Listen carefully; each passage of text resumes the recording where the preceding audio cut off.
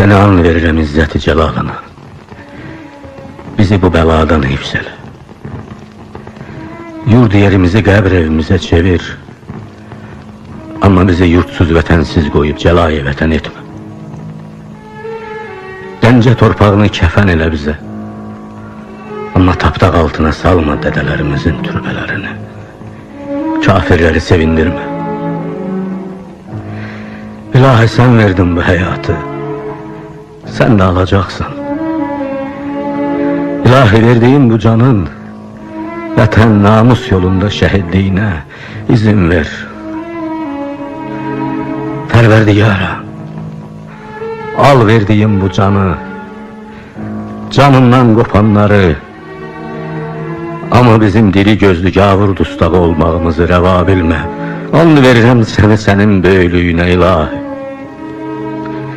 İlahi, sən adilsən, sən qadirsən, Rəhman-ı Rəhimsən, rəhminə sığınıram, bizi mərhəmətindən binəsib et.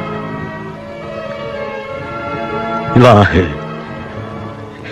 İlahi, sənin yolunda, sənin yarattıqlarının azadlığı şərəfi uğrunda milyonlarla şəhid vermiş, torpaqları tökülən qanlardan bağrı yara güllər bitirən, hər daşın altında, hər ağacının dibində ərləri, ərənləri yatan millətimin başını ucu elə, baydağının emməsini rəva bilmə.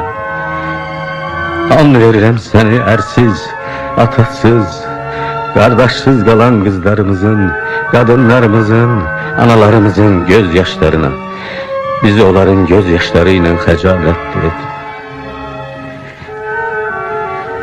Sən nəsib etdin bizə bu torpaqları, bu neymətləri, bu halal ruzunu. İlahi, bu verdiklərini qorumaq yolunda, vətənimiz, şərəfimiz yolunda şəhidlik səadətini bizə çox görmə.